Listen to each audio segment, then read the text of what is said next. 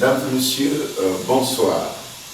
Nous sommes heureux de vous retrouver autour de la parole de Dieu, une fois encore, sous le thème que nous avons identifié ce soir, à savoir le couple chrétien face au devoir de prière. Mais avant d'aller plus loin, nous voulons remettre toutes choses entre les mains du Seigneur, et c'est pour cela que je vous invite à prier avec moi. Seigneur, nous savons que ta parole est une lampe qui nous éclaire. Nous voulons la méditer, nous voulons tirer toute la sagesse nécessaire pour que chacun de nous, Seigneur, marche selon tes conseils. Que ton nom soit glorifié, toi qui nous aideras à parler, Seigneur, selon ta parole, mais aussi selon toute la sagesse que tu as donnée à l'homme. Nous bénissons ton nom parce que l'éclairage qui vient de toi, c'est ça la vraie lumière. Que ton nom soit glorifié au nom de Jésus. Amen. Donc, je disais avant de prier que nous avons un thème, le couple face au devoir de prière. Et nous avons un passage biblique, 1 Pierre, chapitre 3, le verset 7, que nous allons immédiatement lire. Marie, montrez à votre tour de la sagesse dans vos rapports avec vos femmes, comme avec un sexe plus faible. Honorez-les, comme devant aussi hériter avec vous de la de la grâce de la vie. Qu'il en soit ainsi, afin que rien ne vienne faire obstacle à vos prières. Nous connaissons bien ce verset tiré de cette épître de Pierre, première épître. Nous n'allons pas décortiquer tout ce verset très riche, mais nous allons prendre un aspect qui s'adresse ici au couple et qui invite à la prière, mais aussi, surtout, à aménager un environnement qui soit favorable à la prière. Alors, la recherche du mariage pousse beaucoup à prier de façon très intense. Mais une fois dans le foyer, le constat est que l'élan diminue et dans l'autre cas, carrément la prière disparaît. Ce qui n'est pas le souhait du Seigneur, ce qui n'est pas de sa volonté. Voilà, nous sommes motivés à jeûner, à veiller, à faire des retraites parce que nous voulons rentrer dans un foyer. Mais une fois dans le foyer, la maintenance de toute cette grâce-là dépend vraiment d'une vie de prière. Alors, nous voulons nous poser la question, quelles sont les raisons pour lesquelles ceux qui ont abandonné la prière doivent la reprendre, et également quelles sont les raisons pour lesquelles ceux qui l'ont déjà, c'est-à-dire cette vie de prière, doivent la maintenir, doivent continuer. Rappelons-nous que vendredi passé, nous avons parlé de l'importance du conflit dans le couple.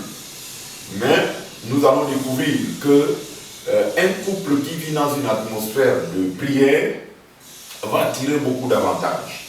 Nous allons nous contenter ce soir de montrer un peu les bienfaits de la vie de prière dans un couple. Premièrement, nous allons dire et constater que la vie de prière dans le couple facilitera le règlement des conflits. Monsieur et madame vivant dans une atmosphère de prière vont facilement parvenir à la compréhension mutuelle parce que la prière va faciliter, et comme je le disais tout à l'heure, la compréhension mutuelle.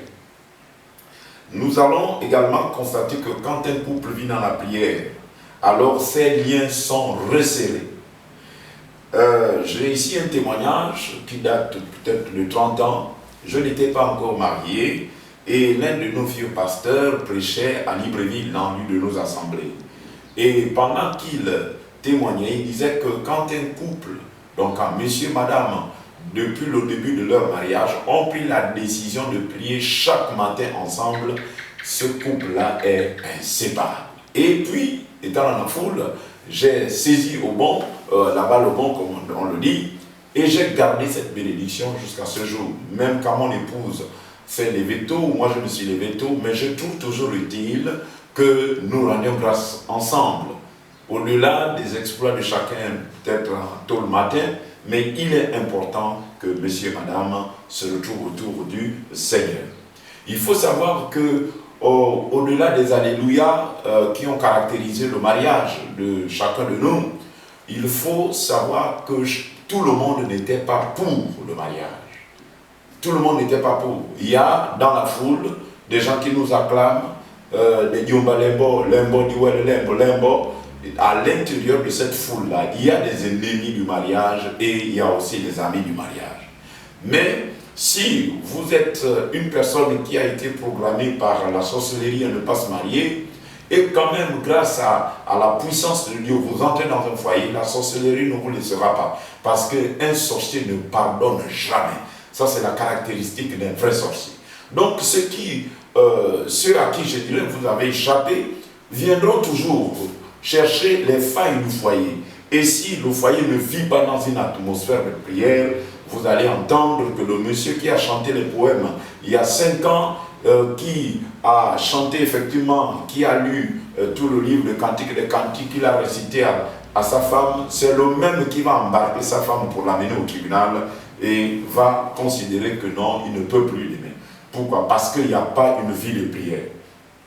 Le troisième point qui est très important, c'est que la prière va maintenir le partenaire. C'est-à-dire que si vous vivez dans une atmosphère de prière, vous allez faciliter le relèvement, le redressement, je dirais, la restauration de la vie du partenaire qui a fait une chute. Ça peut toujours arriver.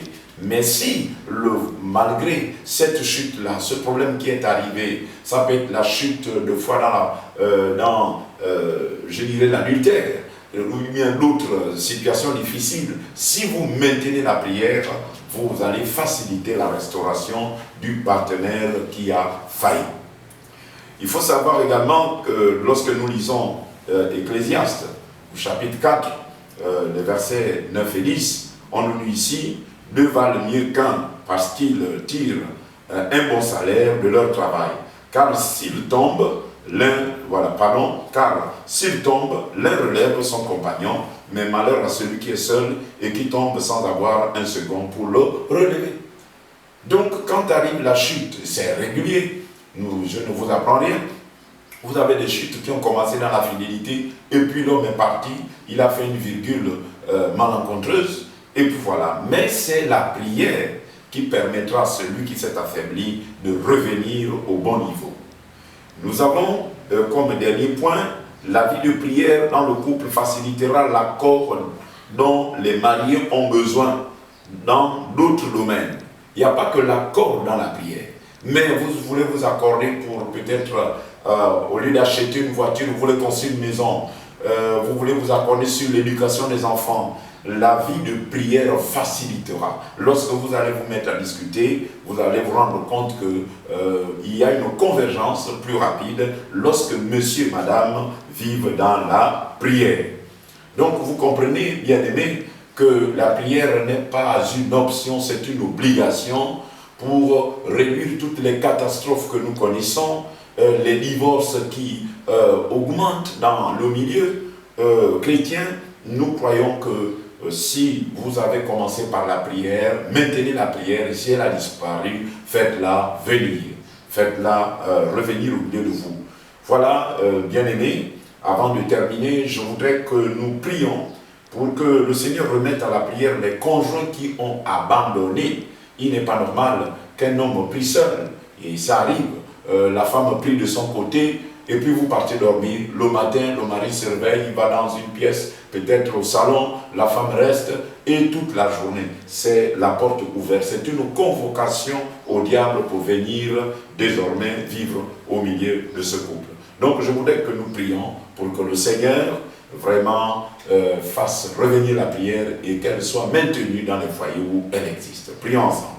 Seigneur, merci pour cette exhortation en faveur de la prière. Je proclame qu'au nom de Jésus, non seulement dans l'église locale, mais dans le corps de Christ, que ceux qui vont suivre, Seigneur, ces moments dans nos pages Facebook et YouTube, Seigneur, puissent obtenir ce contact avec la parole de Dieu, la soif, la capacité de revenir à la prière.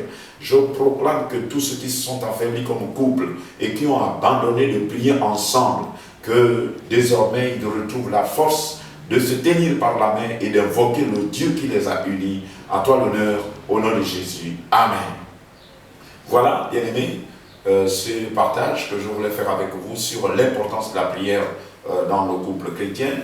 Notre réflexion était intitulée « Le couple chrétien face au devoir de prier ». Nous nous disons au revoir et dans la grâce de Dieu, nous nous retrouverons lundi pour la prière et également vendredi prochain. Que Dieu vous bénisse.